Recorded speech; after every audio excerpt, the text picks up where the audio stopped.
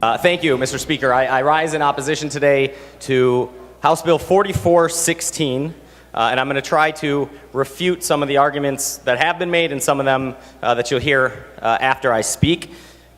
Now, like most rights, the rights secured by the Second Amendment are not unlimited. It's not a right to keep and carry any weapon whatsoever in any manner whatsoever for whatever purpose. But those aren't my words. Those are the words of one of the most conservative Supreme Court justices in our country's history, the late Justice Antonin Scalia, in his Heller decision of 2008. So it's not a contradiction to our Second Amendment to be sure certain safeguards are put in place. Excuse me. These bills, which can be referred to as permitless carry bills, will eliminate the requirement of taking a class and getting a license to conceal carry a weapon.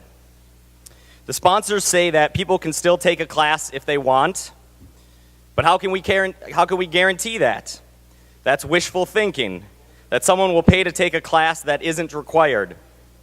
Now, when I took my CPL class, it was taught by 2 police officers from my district, and one of them was actually the head of the SWAT team. And they even said the training was too short, and they recommended taking additional training. If it's not unreasonable to expect a young person to take a hunter's safety class before carrying a shotgun into the woods under his or her parents' supervision, then certainly it's not unreasonable to ask a person to take a class before carrying a loaded weapon into a crowded downtown area. And then you'll say that we can already open carry without a license. And I offered an amendment to bring the open carry standards up to the standards of concealed carry. Shouldn't we ensure that all citizens with a weapon know how to handle it? And another common thing that always comes up during this debate is that we should enforce the existing laws and not create new laws.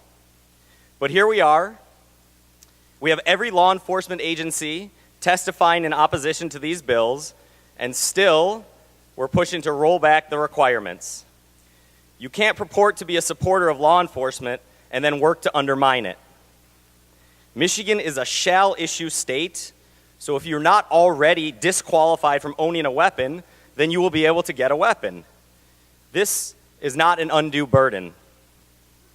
And the last one of the sponsors that said that 1 millimeter of clothing makes the difference between a criminal act and a legal act. And I would ask you, do you go to the beach naked? If you go to the beach and don't have that 1 millimeter of clothing on you, you are committing a criminal act. Does that mean we can all go to the beach naked then, based on that theory? There are rules in place, and these are the laws we have, and we have to abide by them. For all those reasons, I urge you to oppose this unnecessary and dangerous bill. Thank you, Mr. Speaker.